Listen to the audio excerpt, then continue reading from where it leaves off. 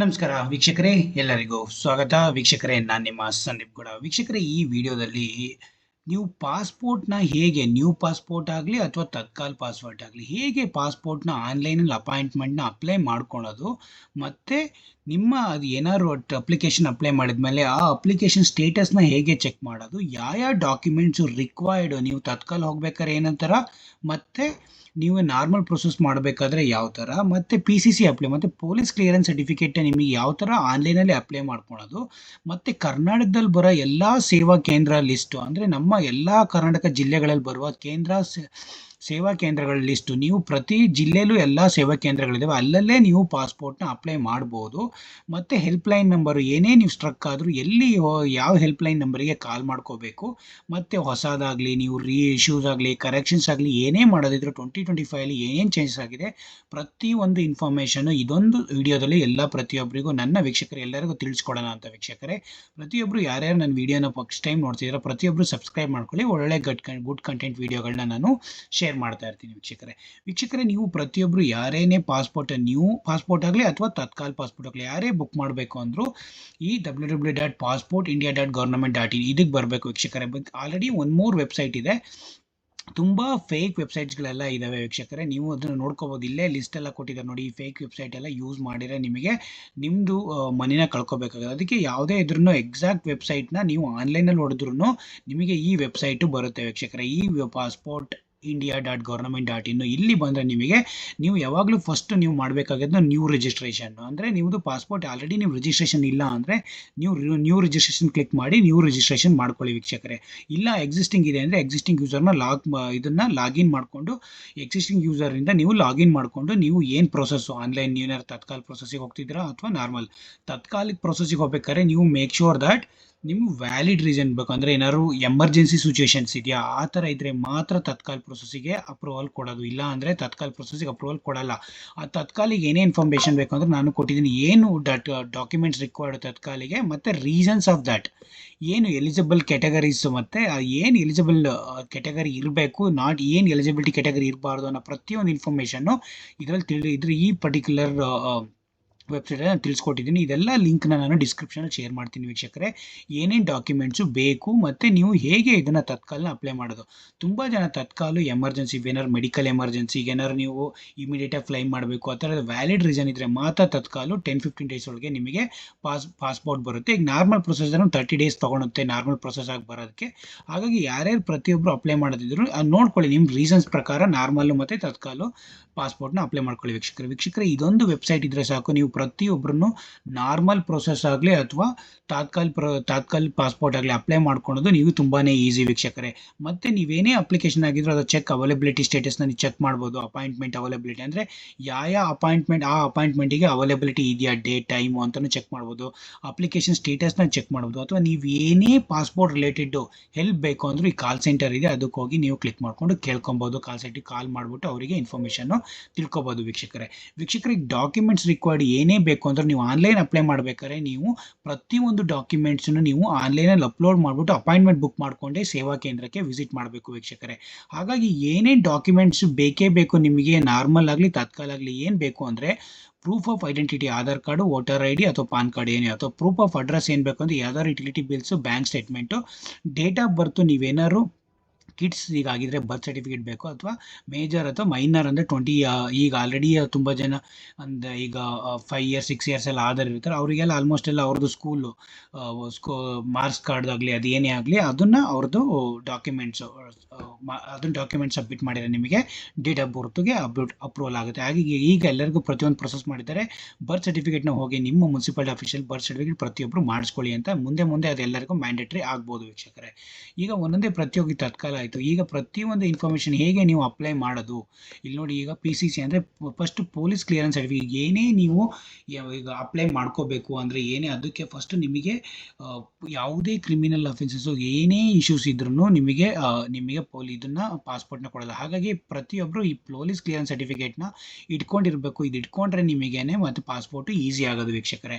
ಈ police clearance ಸರ್ಟಿಫಿಕೇಟಿಂದ ಇದು ಆನ್ಲೈನಲ್ಲೇ ರಿಜಿಸ್ಟರ್ ಮಾಡಿ ಅಪ್ಲೈ ಮಾಡೋದು. ಇದು ಸ್ಪೆಸಿಫಿಕ್ ನಿಮ್ಮ ಪರ್ಟಿಕ್ಯುಲರ್ ಸ್ಪೆಸಿಫಿಕ್ ಲೊಕೇಟ್ ಆಗುತ್ತೆ. ಅಂದರೆ ಇಲ್ಲಿ ನೋಡಿ ಲೊಕೇಟ್ ಲೆಟ್ಸ್ ಲೊಕೇಟ್ ಈ ಪರ್ಟಿಕ್ಯುಲರ್ ಪೊಲೀಸ್ ಸ್ಟೇಷನ್ ಲೊಕೇಟ್ ಮಾಡೋಕ್ಕೆ ನೋ ಯುವರ್ ಪೊಲೀಸ್ ಸ್ಟೇಷನ್ ಎಲ್ಲ ಲಿಂಕ್ ಇಲ್ಲೇ ಇದೆ. Know your police station Karnataka ಹಾಸನ್ನು ಇಲ್ಲಿ ನೋಡಿದ್ರೆ ಯಾವ ಪೊಲೀಸ್ ಸ್ಟೇಷನ್ ನಿಮ್ಮ ಡಿಸ್ಟ್ರಿಕ್ಟ್ ಅದನ್ನು ಗೊತ್ತಾಗ್ಬೋದು. ಅಲ್ಲಿ ನೀವು ಅಪ್ಲೈ ಮಾಡ್ಕೋಬೇಕಾದ್ರೆ ಚೂಸ್ ಮಾಡ್ಕೊಂಡು ಅಲ್ಲಿಗೆ ಹೋದರೆ ನಿಮಗೆ ಕ್ಲಿಯರೆನ್ಸ್ ಸರ್ಟಿಫಿಕೇಟು ಆನ್ಲೈನಲ್ಲೇ ಬರುತ್ತೆ, ನೀವು ಡೌನ್ಲೋಡ್ ಮಾಡ್ಕೋಬೋದು ವೀಕ್ಷಕರೇ.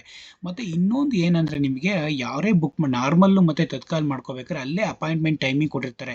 ಅಂದರೆ ನಿಮಗೆಲ್ಲ ಬೆಂಗಳೂರಲ್ಲಿರೋದು ಬೆಂಗಳೂರು ಮತ್ತು ಅದರ್ ಸೈಡ್ 10:30 ಮೇಲೆ ಎಲ್ಲ ಅಪಾಯಿಂಟ್ಮೆಂಟ್ ಇರ್ತದೆ. ಮತ್ತು ಇದು ತತ್ಕಾಲ್ ಬುಕ್ ಮಾಡ್ಕೊಂಡ್ರೆ 4:30 ಆ ಪರ್ಟಿಕ್ಯುಲರ್ ಡೇ ಇದಕ್ಕೆ ನಿಮಗೆ ಅಪಾಯಿಂಟ್ಮೆಂಟ್ ಓಪನಿಂಗ್ ಡೇ ಟೈಮ್ ಕೊಟ್ಟಿರ್ತಾರೆ. ಅಲ್ಲೇ ನೀವು ಅದನ್ನು ಓಪನ್ ಮಾಡಿಕೊಂಡ್ರೆ ಇದಕ್ಕೆ ಹೋದರೆ ಇಲ್ಲೇ ಸಿಗುತ್ತೆ ವೀಕ್ಷಕರೇ ಟೈಮು. ಮತ್ತು CSC ಅಂದರೆ ನೀವು ಯಾವುದೇ ನೀವು ಕಂಪ್ಯೂಟರ್ ಸೆಂಟರ್ಸು ಅಥವಾ ಏನೇ ಆದರೂ ಈಗ ನೀವು ವೆಬ್ಸೈಟಲ್ಲಿ ಮಾಡೋಕ್ಕಾಗಲ್ಲ, ಆನ್ಲೈನ್ ಇದ್ರೂ ನಿಮಗೆ ಪ್ರೊಸೆಸ್ ಏನು ಮಾಡೋಕ್ಕೆ ಗೊತ್ತಾಗಲ್ಲ, ಬೇರೆ ಹತ್ರ ಹೆಲ್ಪ್ ಮಾಡಿಸ್ಕೋಬೇಕು ಅಂದಾಗ ಆ ಪರ್ಟಿಕ್ಯುಲರ್ ಕರ್ನಾಟಕ ಹಾಸನ ಸಿಟಿ ಅದರೊಳಗೆ ಆ ಪ್ಲೇಸಲ್ಲಿ ನಿಮ್ಮ ತಾಲೂಕುಗಳಿಗೆ ಹೋದರೆ ಅಲ್ಲಿ ತುಂಬ CSC ಸೆನ್ಸ್ಟರ್ ಇರ್ತವೆ. ಅಂದರೆ ಈ ಗೌರ್ಮೆಂಟ್ ಸರ್ವಿಸ್ ಲಿಮಿಟೆಡ್ ಇವು ತುಂಬಾ ಗೌರ್ಮೆಂಟಿಗೆ ಲಿಂಕ್ ಇದೆ. ಗೌರ್ಮೆಂಟ್ ಏನೇ ಇನ್ಫಾರ್ಮೇಷನ್ಸ್ ಅಥವಾ ಏನೇ ಪಾಸ್ಪೋರ್ಟ್ ರಿಲೇಟೆಡ್ ಆಗಲಿ ಗೌರ್ಮೆಂಟ್ ಏನೇ ಜಾಬ್ ಆಗಲಿ ಅವರಿಗೆ ಫಿಲ್ ಮಾಡ್ಕೊಂಡು ಅವರು ನಿಮ್ಮ ಪರವಾಗಿ ಎಲ್ಲ ಪ್ರತಿಯೊಂದನ್ನು ಡೀಟೇಲ್ಸ್ ಫಿಲ್ ಮಾಡಿಕೊಡ್ತಾರೆ. ಆ ಪರ್ಟಿಕ್ಯುಲರ್ ಸೆಂಟರ್ಸಿಗೆ ಹೋದರೆ ನೀವು ಅಲ್ಲಿ ನಿಮಗೆ ಎಲ್ಲದನ್ನು ಹೆಲ್ಪ್ ಮಾಡಿ ನೀವು ಅವರು ಅಪ್ಲಿಕೇಶನ್ನ ಎಲ್ಲ ಸಬ್ಮಿಟ್ ಮಾಡ್ತಾರೆ. ಆ CSC ಲೊಕೇಟರ್ನ ನಾನು ಶೇರ್ ಮಾಡಿದ್ದೀನಿ, ಇದು ಲಿಂಕು ಅಲ್ಲಿಗೆ ಹಾಕ್ತೀನಿ ವೀಕ್ಷಕರೇ. ಅದಾದಮೇಲೆ ನಿಮ್ಮ ಪರ್ಟಿಕ್ಯುಲರ್ ಪಾಸ್ಪೋರ್ಟ್ ಸೇವಾ ಕೇಂದ್ರ ಲಿಸ್ಟ್ ಹೇಳಿದೆ ನಾನು. ಆ ಪಾಸ್ಪೋರ್ಟ್ ಸೇವಾ ಕೇಂದ್ರ ಲಿಸ್ಟ್ಗಳು ನಮ್ಮ ಕರ್ನಾಟಕದಲ್ಲಿ ಎಲ್ಲೆಲ್ಲಿದೆ ಪ್ರತಿಯೊಂದು ಸಿಟೀಸಲ್ಲೂ ಎಲ್ಲ ಇದ್ದಾವೆ. ಇಲ್ಲಿ ಬೆಂಗಳೂರಲ್ಲಿ ನಿಮಗೆ ಮೇಯ್ನ್ಲಿ ಲಾಲ್ಬಾಗ್ ಹತ್ರ ಬರುತ್ತೆ, ಇನ್ನೊಂದು ಮಾರತಳ್ಳಿ ಹತ್ರ ಬರುತ್ತೆ. ಇನ್ನೆಲ್ಲ ಸಿಟೀಸಲ್ಲೂ ನಿಮಗೆ ಒಂದು ಎರಡು ಮೇನ್ ಸಿಟೀಸಲ್ಲೆಲ್ಲ 2 ಸೆಂಟರ್ಸ್ ಇರ್ತವೆ, ಇನ್ನೆಲ್ಲ ಇದರಲ್ಲೂ ಒಂದೊಂದೇ ಇರುತ್ತೆ ವೀಕ್ಷಕರೇ. ಈಗ ಹುಬ್ಬಳ್ಳಿ ಆಗಲಿ ಅಲ್ಲೊಂದು, ಹುಬ್ಬಳ್ಳಿ ಧಾರವಾಡದಾಗಲಿ, ಕಲಬುರಗಿಲಿ ಇನ್ನೊಂದಿದೆ, ಮಂಗಳೂರಲ್ಲಿ ಒಂದಿದೆ, ಕಾರವಾರ ಹಾಗೆ ಇದು ಮಂಗಳೂರಲ್ಲಿ ಮತ್ತು ಕಲಬುರಗಿಲಿ ಡೈರೆಕ್ಟ್ ಅವು ಸೆಂಟರ್ಗಳೇ ಇದ್ದಾವೆ. ಇಲ್ಲಿ ಪೋಸ್ಟ್ ಆಫೀಸಸ್ಗಳಲ್ಲಿ ಅವು ಸಬ್ ಡಿವಿಷನ್ಸ್ಗಳಾಗಿ ಹೆಂಗೆ ಮೇನ್ ಸೇವಾ ಕೇಂದ್ರಗಳಿಗೆ ಸಬ್ ಡಿವಿಷನ್ಸ್ ಆಗಿ ಪ್ರತಿ ಸೆಂಟರಲ್ಲೂ ಪ್ರತಿ ಡಿಸ್ಟಿಕ್ಕಲ್ಲೂ ಅವ್ರವ್ರ ಜಿಲ್ಲೆಗಳಲ್ಲಿ ಅವರು ಒಂದೊಂದು ಪಾಸ್ಪೋರ್ಟ್ ಅಂದರೆ ಪೋಸ್ಟ್ ಆಫೀಸಸ್ಸಲ್ಲೇ ಒಂದೊಂದು ಸೇವಾ ಕೇಂದ್ರ ಓಪನ್ ಮಾಡಿದ್ದಾರೆ ವೀಕ್ಷಕರೇ. ನೀವು ಪ್ರತಿಯೊಂದಕ್ಕೂ ಬೆಂಗಳೂರಿಗೆ ಬರೋ ಅವಶ್ಯಕತೆ ಇರಲ್ಲ. ಕರ್ನಾಟಕದವರು ಅಲ್ಲಲ್ಲೇ ಅವ್ರವ್ರಿಗೆ ನೀವು ಇಲ್ಲೆಲ್ಲ ಆನ್ಲೈನಲ್ಲಿ ಫಿಲ್ ಮಾಡಿಬಿಟ್ಟು ನೀವು ಆ ಪರ್ಟಿಕ್ಯುಲರ್ ಸೇವಾ ಕೇಂದ್ರಕ್ಕೆ ಹೋದರೆ ಅಲ್ಲೇ ನಿಮಗೆ ಪ್ರೊಸೆಸ್ ಆಗಿ ನಿಮಗೆ ಬರುತ್ತೆ. ನೋ ನೀಡ್ ಟು ವಿಸಿಟ್ ಬೆಂಗಳೂರಿಗೆಲ್ಲ ಬಂದು ಸಬ್ಮಿಟ್ ಮಾಡೋ ಅವಶ್ಯಕತೆ ಇರಲ್ಲ ವೀಕ್ಷಕರೇ. ನೀವು ಅಪಾಯಿಂಟ್ಮೆಂಟ್ ಬುಕ್ ಮಾಡ್ಕೋಬೇಕಾದ್ರೆ ಯಾವ ಸಿಟಿ ಅಂತ ಕ್ಲಿಯರಾಗಿ ಮೆನ್ಷನ್ ಮಾಡಿ. ಇಲ್ಲಾಂದ್ರೆ ನೀವು ಬೆಂಗಳೂರು ಹತ್ರ ಇದ್ದರೆ ಬೆಂಗಳೂರು, ಎಲ್ಲೇ ಹೋದರೂ ನೀವು ಯಾವುದೋ ಬೇರೆ ಇದ್ರೂ ಈ ಆಲ್ ಓವರ್ ಇಂಡಿಯಾದಲ್ಲಿ ನೀವು ಎಲ್ಲೇ ಇದ್ರೂ ಎಲ್ಲೇ ವರ್ಕ್ ಮಾಡ್ತಿದ್ರು ಅಲ್ಲಲ್ಲೇ ನೀವು ಪಾಸ್ಪೋರ್ಟ್ಗಳನ್ನ ಮಾಡಿಸ್ಕೋಬೋದು. ನಿಮ್ಮ ಊರುಗಳಿಗೆ ಹೋಗಿ ಮಾಡಿಸ್ಕೋಬೇಕು ಅನ್ನೋ ಅವಶ್ಯಕತೆ ಇರಲ್ಲ ವೀಕ್ಷಕರೇ. ಇನ್ನೊಂದು ಏನಂದರೆ ನಿಮಗೆ ಏನೇ ಅಪ್ಲೈ ಮಾಡ್ಕೋಬೇಕು ಅಂದ್ರೆ ನಾನು ಪ್ರತಿಯೊಂದು ನನ್ನ ಸ್ಟೆಪ್ ಬೈ ಸ್ಟೆಪ್ ಎಲ್ಲ ಲಿಂಕನ್ನು ಶೇರ್ ಮಾಡ್ತೀನಿ ಡಿಸ್ಕ್ರಿಪ್ಷನಲ್ಲಿ.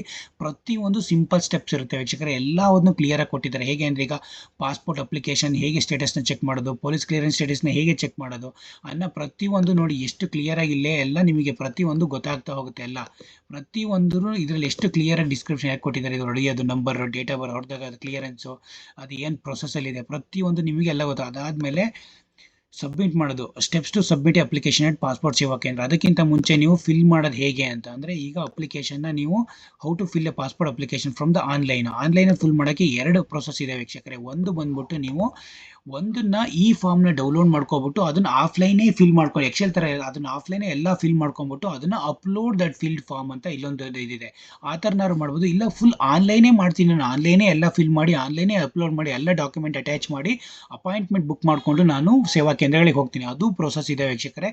ಪ್ರತಿಯೊಂದು ಸ್ಟೆಪ್ಸ್ನು ಇಲ್ಲೇ ಕೊಟ್ಟಿದ್ದೀನಿ. ಇಲ್ಲೇ ನಿಮಗೆ ಪ್ರತಿಯೊಂದು ನೋಡಿ, ಇಲ್ಲೇ ಪ್ರತಿಯೊಂದು ಹೇಗೆ ಏನೇನು ಫಿಲ್ ಮಾಡಬೇಕು, ಏನು ಡೇಟಾ ಎಲ್ಲ ಪ್ರತಿಯೊಂದು ಡೀಟೇಲ್ಸು ವಿತ್ ಇದು ಕೊಟ್ಟಿದ್ದಾರೆ, ಎಕ್ಸಾಂಪಲ್ ಆಗಿ ಕೊಟ್ಟಿದ್ದಾರೆ. ನೀವೇ ಪ್ರತಿಯೊಂದು ಇದನ್ನು ಫಾಲೋ ಮಾಡಬೇಕು. ನಿಮಗೆ ಏನು ಯಾರ್ದು ಹೆಲ್ಪ್ ರಿಕ್ವೈರ್ಡ್ ಬೇಕಾಗಿರಲ್ಲ, ಏನಿಲ್ಲ. ಪ್ರತಿಯೊಂದು ವೆಬ್ಸೈಟಲ್ಲಿ ಸಿಗೋದ್ರಿಂದ ನಿಮಗೆ ಈಸಿ ಆಗುತ್ತೆ. ಪಾಸ್ಪೋರ್ಟ್ದು ಏನೇ ರಿಲೇಟೆಡ್ ಇನ್ಫಾರ್ಮೇಷನ್ ಇದ್ದರೂ ನಂಗೆ ಕಮೆಂಟ್ ಮಾಡಿ, ಅಲ್ಲಿ ಹೆಲ್ಪ್ ಯು ಔಟ್. ಬಟ್ ಆದ್ರೂ ಎಲ್ಲ ಡಾಕ್ಯುಮೆಂಟ್ಸು ಎಲ್ಲ ಲಿಂಕ್ದು ಶೇರ್ ಮಾಡಿರ್ತೀನಿ ಡಿಸ್ಕ್ರಿಪ್ಷನ್ನ, ಎಲ್ಲ ನೋಡಿ ವೀಕ್ಷಕರೇ ಕರೆಕ್ಟಾಗಿ ಅಪ್ಲೈ ಮಾಡ್ಕೊಬೋದು. ಮತ್ತು ಇನ್ನೊಂದು ಏನಂದರೆ ಈಗ ಅಪ್ಲಿಕೇಶನ್ ನೀವು ಅಲ್ಲಿಗೆ ಇನ್ನೊಂದು ಈಗ ಎಕ್ಸಾಕ್ಟ್ ಅಪ್ಲೈ ಫಾರ್ ಸರ್ವಿಸಸ್ ಅಂದರೆ ಈಗ ಏನೇ ಅಪ್ಲೈ ಮಾಡಬೇಕಾದ್ರೂ ಪಾಸ್ಪೋರ್ಟ್ ಸರ್ವಿಸಸ್ಸು ಯಾವ ವೆಬ್ಸೈಟಿಗೆ ಹೋಗಿ ಅಲ್ಲಿ ಯಾವ ಥರ ಪ್ರೊಸೆಸ್ಸು. ಈಗ ಏನಾದ್ರು ನೀವು ಯೂಸರ್ ಐ ಡಿ ಕ್ರಿಯೇಟ್ ಮಾಡಿಲ್ವಾ ನೋಡಿ, ಕ್ಲಿಕ್ ಮಾಡಿಬಿಟ್ಟು ಯೂಸರ್ ರಿಜಿಸ್ಟ್ರೇಷನ್ಗೆ ಏನು ಮಾಡ್ಕೊಬೇಕು ಅನ್ನೋ ಪ್ರತಿಯೊಂದು ಏನೇನು ಇನ್ಫಾರ್ಮೇಷನ್ ತೊಗೋಬೇಕು, ಅಪ್ಡೇಟ್ ಮಾಡಬೇಕು ಯೂಸರ್ ರಿಜಿಸ್ಟ್ರೇಷನ್ಗೆ ಅನ್ನೋದು ಇಲ್ಲಿ ಸಿಗುತ್ತೆ ನಿಮಗೆ. ಹಾಗಾಗಿ ಪ್ರತಿಯೊಬ್ಬರಿಗೂ ಪ್ರತಿಯೊಂದು ಸ್ಟೆಪ್ಸ್ ಅವೈಲೇಬಲ್ ಇರುತ್ತೆ. ನೀವು ನ್ಯೂ ಯೂಸರ್ ಕ್ರಿಯೇಷನ್ ಆಗಲಿ, ಆನ್ಲೈನಲ್ಲಿ ಈ ಫಾರ್ಮು ಡೌನ್ಲೋಡ್ ಮಾಡ್ಕೊಂಡು ಆಫ್ಲೈನ್ ಆಗಲಿ ಆನ್ಲೈನ್ ಆಗಲಿ ಹೇಗೆ ಫಾರ್ಮ್ನ ಅಪ್ಡೇಟ್ ಮಾಡೋದು, ಅಪಾಯಿಂಟ್ಮೆಂಟ್ನ ಹೇಗೆ ಬುಕ್ ಮಾಡೋದು, ನಿಮ್ಮ ಪೊಲೀಸ್ ಸ್ಟೇಷನ್ ಹೇಗೆ ಲೊಕೇಟ್ ಮಾಡೋದು, ಮತ್ತು ನಿಮ್ಮದು ಆನ್ಲೈನ್ ತತ್ಕಾಲಿಗೆ ಏನೇನು ಇನ್ಫಾರ್ಮೇಷನ್ ಈಸ್ ರಿಕ್ವೈರ್ಡು, ನಾರ್ಮಲಿಗೆ ಏನು 30 ಪೇಜಸ್ ಬೇಕಾ, 30 ಪೇಜಸ್ ಅಥವಾ 90 ಪೇಜಸ್, 60 ಪೇಜಸ್ 90 ಪೇಜಸ್ಗೆಲ್ಲ ಹೋದರೆ ಕಾಸ್ಟ್ ಒಂದು ಸ್ವಲ್ಪ ಪಾಸ್ಪೋರ್ಟ್ ಕಾಸ್ಟ್ ಜಾಸ್ತಿ ಆಗುತ್ತೆ, ಕಮ್ಮಿನೇ ಇಟ್ಕೊಳ್ಳಿ. 60 ನಿಮಗೆ ಮ್ಯಾಂಡೇಟಿ ಇರಲ್ಲ, ತುಂಬ ಟ್ರಾವೆಲ್ ಮಾಡೋರು ಮಾತ್ರ ಅದನ್ನು ತೊಗೊಳೋದು. ಹಾಗಾಗಿ ಪ್ರತಿಯೊಂದು ಈ ಡಿಸ್ಕ್ರಿಪ್ಷನ್ ಎಲ್ಲ ಮಾಡಿದ್ವಿ. ಮತ್ತು ಆಪು ಇದೆ ವೀಕ್ಷಕರೇ ಅವ್ರದ್ದು, ಪಾಸ್ಪೋರ್ಟ್ ಸೇವಾ ಆಪ್ ಅಂತ, ಅಲ್ಲೂ ಕೂಡ ನೀವು ಬುಕ್ ಮಾಡ್ಕೋಬೋದು. ಬಟ್ ಈ ಆಪ್ ಅಷ್ಟು ಚೆನ್ನಾಗಿಲ್ಲ ವೀಕ್ಷಕರೇ. ಎವ್ರಿ ಟೈಮ್ ನನ್ನ ಸಜೆಷನ್ ಈಸ್ ಎಲ್ಲ ಪ್ರತಿಯೊಬ್ಬರೂ ಅದು ವೆಬ್ಸೈಟಲ್ಲೇ ಬುಕ್ ಮಾಡ್ಕೊಳ್ಳಿ, ನಿಮ್ಮ ಲ್ಯಾಪ್ಟಾಪ್ ಇದರಲ್ಲೇ ಬುಕ್ ಮಾಡ್ಕೊಂಡ್ರೆ ಬೆಟರು. ಆಪು ಅಷ್ಟು ಸರಿ ಇಲ್ಲ, ನಾನು ಯೂಸ್ ಮಾಡಿದ್ದೀನಿ, ಆಪ್ ಇಸ್ ನಾಟ್ ಗುಡ್. ತುಂಬ ನಿಮಗೆ ಎಲ್ಲ ಸ್ಟೆಪ್ ಬೈ ಸ್ಟೆಪ್ ಇರೋದ್ರಿಂದ ಇಲ್ಲೇ ನೀವು ಆನ್ಲೈನ್ ಫಸ್ಟು ನಿಮ್ಮನ್ನ ನ್ಯೂ ರಿಜಿಸ್ಟ್ರೇಷನ್ ಕ್ಲಿಕ್ ಮಾಡ್ಕೊಳ್ಳಿ. ನೀವೇನು ಪ್ರೊಸೆಸ್ಸು ರಿನ್ಯೂವಲ್ಲ, ರೀಇಶ್ಯೂನ ಅಥವಾ ಏನಾರು ಕರೆಕ್ಷನ್ಸ ಅಥವಾ ನ್ಯೂವನ್ನು ಏನೇ ಮಾಡೋದಿದ್ರು ವೆಬ್ಸೈಟಿಗೆ ಹೋಗಿ ಪ್ರತಿಯೊಂದು ನಿಮಗೆ ಎಲ್ಲದು ಇಲ್ಲೇ ಸಿಗೋದ್ರಿಂದ ಪ್ರತಿಯೊಂದು ಏನೇ ಸ್ಟ್ರಕ್ ಆದರೂ ಹೆಲ್ಪ್ ಲೈನ್ ನಿಮಗೆ ಕಾಲ್ ಮಾಡ್ಕೊಬೋದು. ಇದು ಕಾಲ್ ಮಾಡಿ ಅವರೇ ಹೆಲ್ಪ್ ಮಾಡ್ತಾರೆ.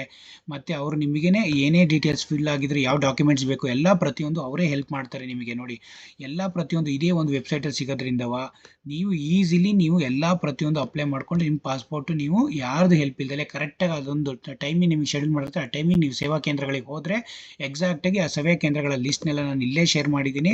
ಪ್ರತಿಯೊಂದು ಸೇವಾ ಕೇಂದ್ರಗಳ ಲಿಸ್ಟ್ನೆಲ್ಲ ನೀವು ಎಲ್ಲ ಪ್ರತಿಯೊಂದು ಲಿಂಕ್ನು ನಾನು ಡಿಸ್ಕ್ರಿಪ್ಷನಲ್ಲಿ ಹಾಕಿರ್ತೀನಿ, ನಿಮಗೆ ಈಸಿ ಆಗುತ್ತೆ ವೀಕ್ಷಕರೇ.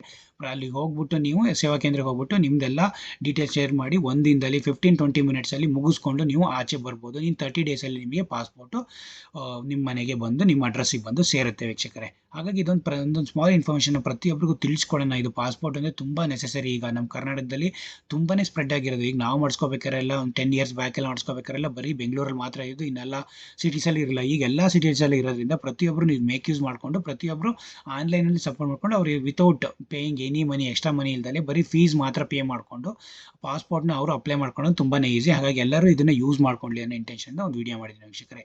ಏನೇ ಇನ್ಫಾರ್ಮೇಷನ್ ಇದ್ದರೂ ನನಗೆ ಕಮೆಂಟ್ಸ್ ಮಾಡಿ, ಅಲ್ಲಿ help you out. Thank you so much guys, take care, bye.